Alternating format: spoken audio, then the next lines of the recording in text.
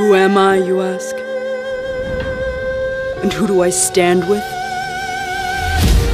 Covenants? Factions? You think too much. Look, I've got a good blade, a few tricks up my sleeve, and a nice crew. Call me an outlander, if you like. Stop asking. More fighting, mate!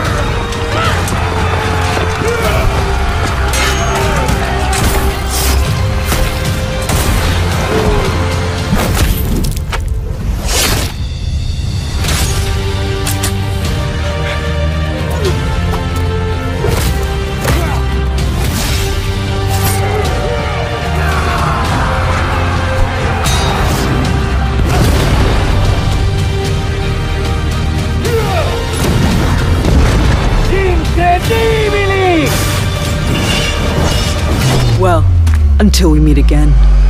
Get ready, because you're in for a wild ride. Hello everybody and welcome to another Heroes Analysis video. I haven't done one of these in a while, guys, but hey, I'm glad to be doing one now, and about a hero that I honestly never thought I'd make a hero analysis about. Frankly, ever since DLC heroes started popping up in For Honor, people have been asking for a pirate hero. And anytime I did a video about a hero discussing what they were like, what their abilities were, what their skills were, I kept getting comments over and over and over again saying, when do you think we'll get a pirate hero? Do you think we'll get a pirate hero? What would you think of a pirate hero? And honestly, I never really thought we'd get a pirate hero, and part of that was because I didn't want a pirate hero. I kept thinking to myself, first of all, if we had a pirate hero, what faction would they belong to? I mean, where do you put a swashbuckling 18th century warrior of the high seas? Like, where would you do with that? And second of all, if we had a pirate hero, that's going to beg the question, do they have a firearm? And if you add a firearm to For Honor, doesn't that kind of ruin the immersion? Well, For Honor had an answer to that with this hero, and let me be frank, I don't think this hero was anything what I or anyone else was really expecting. But I'm happy to say, I'm very pleased with the outcome. Now, the hero is designed to be a lot like a specific pirate in history, who I will do a full Heroes in History video on. You can count on it. I'm already writing up the script for that and doing my research to make sure I get all my facts straight, because I'm pretty sure I do, but, you know, I like to be doubly sure. So we're not going to go into the history of her very much in this video. What I want to do in this video is I want to talk about my thoughts on her, her design. We're going to look over what I did. We're going to go through her fighting moves, do a few matches to sort of show you what she can do. And then we'll grade her execution. So this is just going to be a basic analysis. If you want a more in-depth, detailed analysis, I highly recommend Marco Yolo's video on her. He goes way more in-depth, but this is something I kind of like to do to give my personal feelings on the hero. So, what have we got here? Well, we've got what they call the pirate hero, and much like Marco Yolo and many others have said, the name, I feel, is pretty weak. I'm not a big fan of the name. I feel like they could have gone something like Swashbuckler, Seafarer, Sea Queen, or Pirate Queen, or Pirate Lord, any of those, but just Pirate Hero, I don't know, that feels very weak to me. Heck, or even Pirate Empress would do. Oh? Now, one of the biggest complaints that the Pirate Hero has is that they are gender-locked. They are a only female group. Many have pointed out that they're a little androgynous. They're kind of the tomboy pirate. And I don't really mind that. I think it's fine. I can tell that she's a female, and I do enjoy her design. In fact, talking about design, the way she looks, I really do like her design. I think the coat looks really sick. The bandana is kind of cool. The eye patch is very cosmetic. Some people have been trying to point out, oh, well, you know, historically, pirates would wear eye patches not because they had an eye injury, but because, you know, they were training themselves to see in the dark so that they could take off the eye patch and be able to see better in the dark. I remember that Mythbusters episode. I don't know how true that would actually be, but, you know, anything's possible. What I really find interesting is if you look at the back of her coat, you see these dragon and very Wu-Lin style designs, and the fact that she speaks Cantonese in her dialogue options makes you believe that she would be Wulin, right? She would be a Wulin. Well, apparently in the lore, this warrior was once a member of the Wulin, or at least grew up in Wulin territory. But after her parents were killed in the Wulin Civil War, she denounced all ties to the faction, or to any faction for that matter, and just kind of wanders the high seas doing whatever the heck she feels like.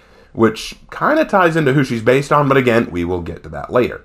Now, her main weapons are a cutlass and pistol, which we will quickly take a look at. Yep. Now, the cutlass kind of works as a pretty decent weapon for a pirate hero. It's your de facto standard weapon of a pirate. Cutlass is meant to act as a one-handed dueling sword. It's curved and single-edged, very lightweight, easy to use one-handed, and it very much fits for what you'd expect a pirate to use. In the other hand, though, yes, many people have pointed this out, she is a gun wielder. She uses a flintlock pistol in the other hand. Now, first of all, historical accuracy. Yes, this is actually accurate. It is documented that many pirates or privateers or sailing soldiers would have a gun in one hand and a sword in the other. The sword acts as a melee instrument to fight up close, and the pistol acts for a quick shot to either disorient or drop another enemy, what have you. Now, the thing to keep in mind about a flintlock, though, is that it is a single-shot weapon. You get one shot, and then you have to reload. That isn't the case with the pirate hero in-game here, because that would be very difficult to pull off for balancing purposes. But we'll talk about that more later. What do I think about her using this dual weapon combo? I actually really don't mind it. I think it's very cool. I think it's unique. I was really worried at first because I thought, how are you going to make the gun balance? Wouldn't the gun just be a ranged weapon? And weren't we worried about Shinobi being a ranged user who is annoying everybody from off-screen? How would you make that work? Well, the way they do it is actually kind of creative, and we will talk more about that in a minute. But again, looking over her right now, like I said, awesome design, awesome weapons, all in all, just really, really cool. But first, before we go into the fighting style, which I do want to go into, let's take a look at my pirate. As you can see, not that different from the original. I'm using the alternate design, the alternative Queen Commander. The color scheme is kind of a gold, sandy, black and sand kind of look. Really thought that would fit with her character. I like the bandana that covers over her hair. It gives almost, I would say, almost a more feminine look to her. Give her a little bit lighter skin, which would kind of match with where she's from in Canton, or Hong Kong, as it were. And her weapon is actually the Fallen Despot style. It looks very sick. I think it's smaller, more thin, more light. I think that just looks more deadly, more dangerous. I think it looks really, really cool. I'm a big fan of the look.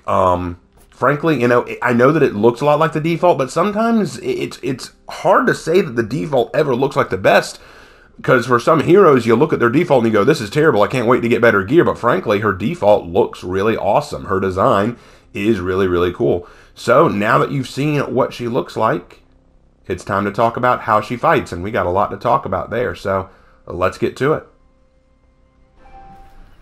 So when thinking about the pirate's moves, the key word that comes to mind is versatility. The pirate has a lot of options under their belt, and they're capable of a lot of moves that really make them able to create openers, keep them moving, and play with your opponent's expectations. So let's start with the basics. First of all, the pirate comes with a 2-light combo, and the second light of any combo is always going to be undodgeable. They also come with a 2-hit heavy. And, of course, if they do a light after the heavy, it is, of course, undodgeable. Very basic stuff. But after the basic stuff comes where Pirate really starts to shine. First of all, let's go into her dodge forward heavy. It is unblockable and comes with hyper armor. But it also can be soft feinted into a guard break. A great way to screw around with your opponent who's either going to dodge you or try to parry. And of course, if you get a guard break, it's a free heavy. Very useful, great way to mess with your opponent. And as you can see, my opponent is really feeling the pressure. Now, coming off of the basics, Pirate also has access to dodge heavies. The dodge heavies are not cancelable like the forward dodge. But the nice thing about them is if you use them, they automatically let you go into the next part of your combo. And she has dodge cancellation, which basically means that she can cancel out her recovery period with a dodge, so she can do two right after the other. And just keep it going. Trust me, very annoying for the other guy. Now that we've talked about the basics and the dodge capabilities, let's talk about the next aspect of the pirate, which is her gun. Now, how does she use her gun? Does she just fire it from a distance? Well, if she has her feet, yes, she can. But under normal circumstances, the pirate does not do that. Under normal circumstances, the pirate uses it in tandem with her combos. After any heavy attack, be it successful or not, the pirate has access to a gun follow-up. Now, the pirate's heavy, if successful... Now the pirate's heavy, if successful, grants a free 5 damage gunshot, which is kind of a trick shot from behind. But if it's blocked, the pirate can go in for a grab gunshot, which actually does 10 damage. It does far more damage in that instance, but it can be dodged if the opponent is quick enough and smart enough to see it coming. Which is why what I like to do is I like to mix it up. Instead of going in for that gunshot, sometimes I'll throw in a light, because they'll think, oh, I need to dodge out of the way, but the light is undodgeable. So that makes it a very good way to mix it up. Victory! Now, one of the other pirate's main moves is the skewer. After any heavy attack or any zone attack or basically any attack period that is not the skewer, she can perform a skewer attack, much like the gladiator skewer attack. You simply pull back on the analog stick and do heavy. Now, this move can be canceled out, just like the forward dash heavy, into a guard break. But if you follow through on it, 3 things can happen. First, you'll do a knee, which can wall splat and grant you a free heavy off of the wall splat. The knee itself doesn't do any damage, but if you can land them into a wall, that's the better thing to have happen. But if you're nowhere near a wall and still want to get in a little bit of extra damage,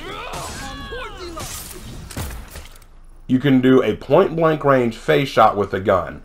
And unbelievably, as Slanderous and Marco Yolo have both pointed out, the gunshot to the face only does 5 damage. So it makes you wonder, how on earth can this pirate be able to do a gunshot to the face and not kill you? Clearly, she is only using Nerf bullets.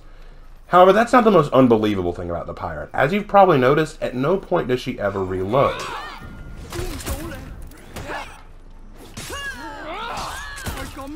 Notice how she keeps firing without ever having to reload. This is very unrealistic. Flintlock pistols did require you to reload. They're a single-shot weapon, and in fact, it takes time to reload the gun. That's why a lot of pirates would carry around 2 or 3 pistols at a time, so that if one was shot, they could quickly grab another to use it. It takes time to reload and use the pistol.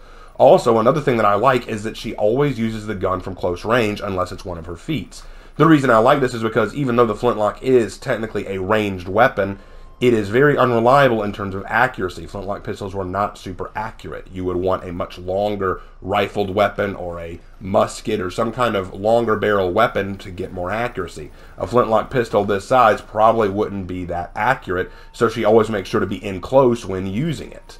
That way she knows she's going to get the hit. In reality, if my opponent were all the way over in that corner and I was over here, the flintlock pistol's accuracy would probably be very, very questionable. So I actually like the fact that she uses it in tandem with her combinations, but I don't like the reality that she doesn't have to reload. I know that it's for balancing purposes, but it's still just a little annoying. But that pretty much is everything that goes into the Pirate Hero, all of her cool moves, capabilities, and powers. As you can see, she's very versatile, but she's not as OP as I was afraid she would be, as I afraid the gun would make her. So now that we've gone through that, let's have a few fun little matches.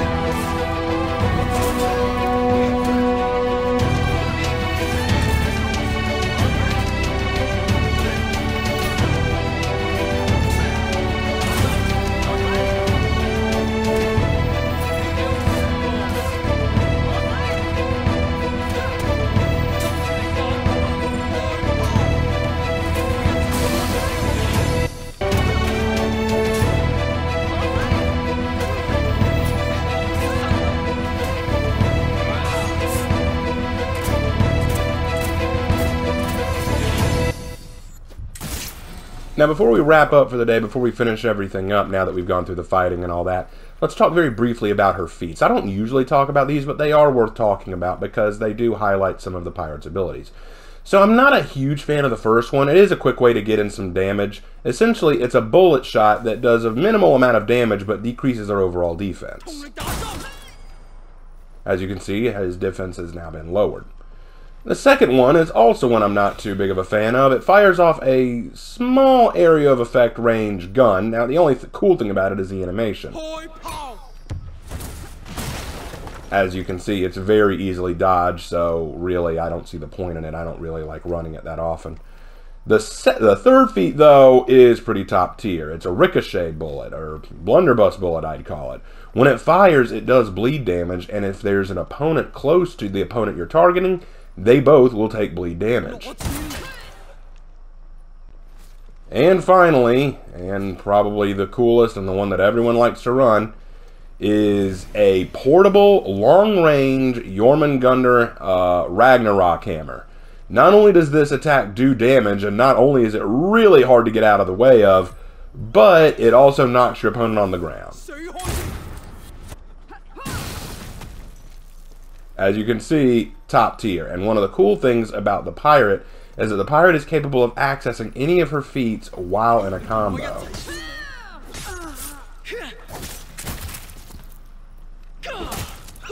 And with that, guys, we've talked about everything about the pirate hero in terms of fighting and in terms of combo potential, so what do you say we go ahead and talk about her executions? Okay, guys, we've talked about how she fights, we've talked about how she looks, and we've talked a little bit about her piracy aspects that I really like and really don't like. It's now time to talk about her executions. So, like all heroes, she came out with 4 executions out the starting gate, and we are going to give each one a grade.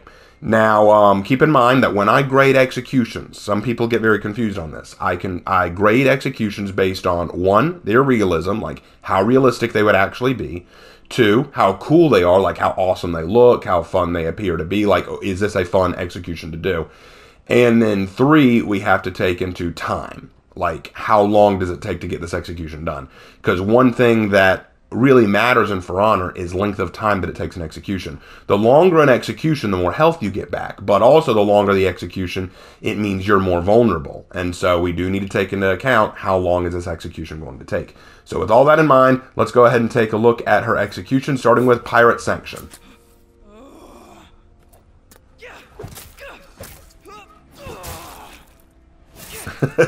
Alright, let's watch that again and then we'll talk about it. One more time.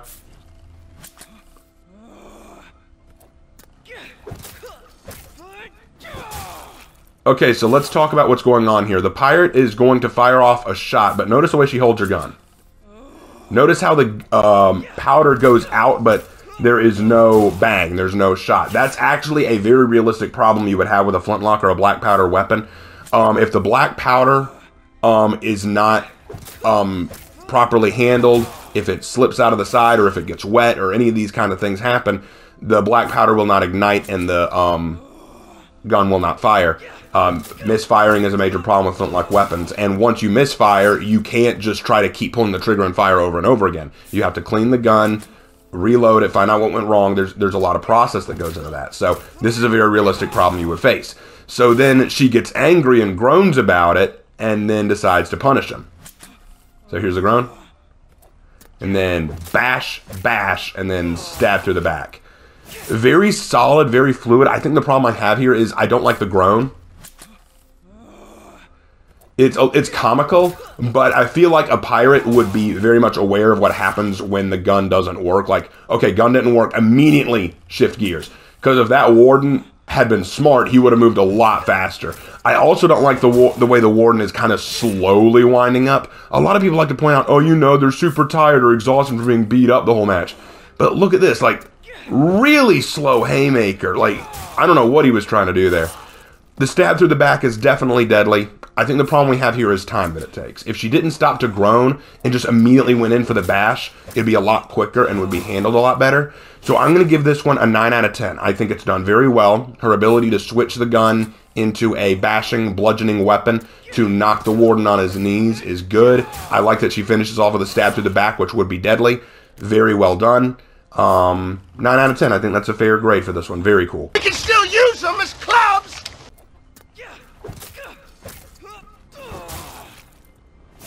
Next is Flying Sword.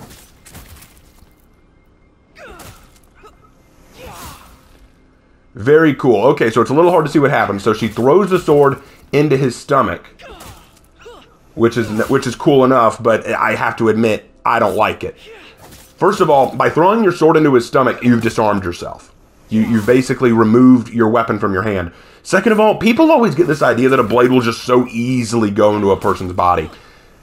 And this is actually a response to some people who say, oh, come on, take into account all the fighting they've done.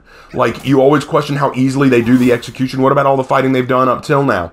Okay, let's take that into account for a second. After clashing swords frequently, your sword eventually is going to get dulled or chipped or worn down. That's going to make it even harder to that easily go into a body just by throwing. If it were perfectly sharpened and fully fresh from the grindstone, yeah, it might go in a little easier, but that easily, that deep? No, I don't see that. So firstly, you're disarming yourself, and second, there's no way you could know that the sword would go in that deeply. But after she throws the sword at him, she then shoots him in the knee, which knocks him to the ground. She then walks over, stomps on his stomach, which pops the sword out of his chest. And no, that would not happen. That is 100% fiction. It looks funny, it's silly, but you could not do that. That is almost impossible to do. And then she slashes him across the throat, which is deadly. The problem is disarming yourself, stomping on the stomach to get your sword out. I don't buy into that. I'm going to give that one a 6 out of 10. It looks cool and it's funny and it's hilarious. I think that she shoots him in the knee to knock him down.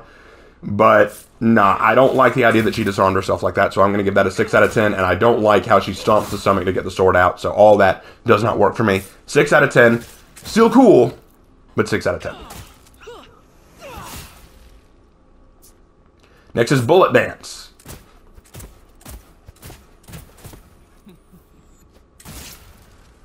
Okay, so where do I even start with this? She pulls out another flintlock, which isn't a bad idea. I mean, pirates would probably carry multiple flintlocks so that they didn't have to constantly reload, you know, pull out another gun. But then she fires them both semi-automatic.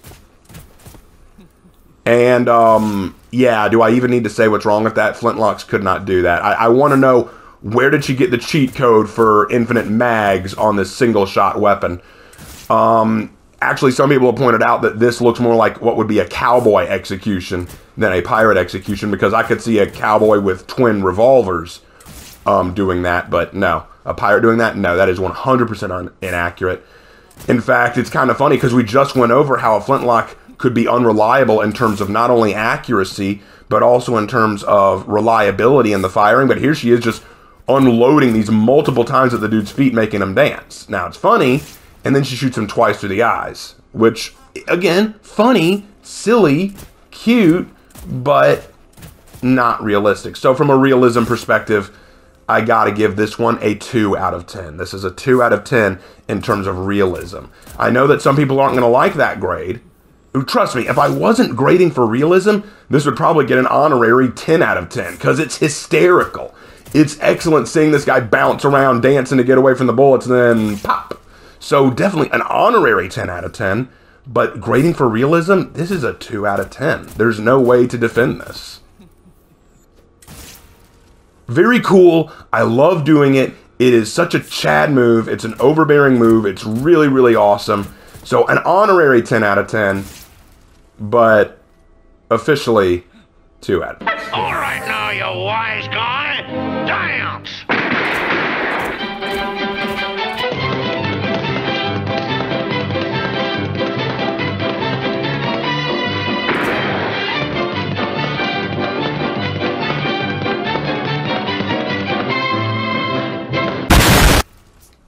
And then Flames of Death. Burn in holy fire! It's bolt gun! Now this is easily my favorite execution that she has because it's so fast. So she drinks in some alcohol, but then sprays it onto her sword, ignites it off the ground, catching it on fire, does a X cross slash across his chest, then spins and shoots him in the face. Really badass. Very fast, too. It's probably her fastest execution, and I love it so much. It's so cool. But let's talk about it for a second. So first of all, in order for her sword to catch on fire as quickly and easily as it did, there are two factors that need to be taken into account. First, the alcoholic content that she was spraying onto it from her mouth has to be really high. So we got to know what kind of alcohol she was just ingesting. It's possible that it's rum, because rum can have a very high alcoholic content, but we don't know what it is. But I won't be too nitpicky about that, because we don't know. We don't know, and without knowing, it's hard to say. What I will harp on is how easily she got a spark, which was the second necessary element. You have to get a good spark to get the fire going. So what did she spark it off of? Just the ground? It seems a little hard to believe, but it is possible. What I do like is the fact that the flames don't stay. They go out very quickly, which is exactly what would happen. Once the alcohol burns, there's nothing else for the fire to eat at, since steel doesn't burn itself, so it would go out very quickly. So that is realistic. Then pulls out her gun and shoots once in the face. Very sweet, very cool, very badass. This one I'm going to give a 9 out of 10. The 9 out of 10 only because with the two elements needed to create the fire sword, it's a little questionable. The other aspect is, this is going to seem weird, but flaming weapons aren't always the best weapons to use in a fight. I mean, they look cool, they look badass, absolutely. But you do realize that burning the skin that you've cut is going to cauterize the wound. It's actually going to stop the bleeding faster, because essentially what you're doing is you're burning the wound to actually burn and harden the skin, cauterizing the injury, stopping the bleeding, making it less deadly.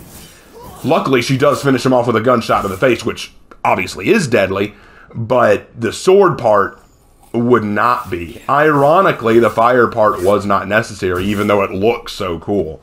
But anyway, yes, definite 9 out of 10. I think the biggest problem that the pirate hero has with all of her executions, honestly, is the fact that they do all take a little bit of time, which is going to leave her exposed to countering.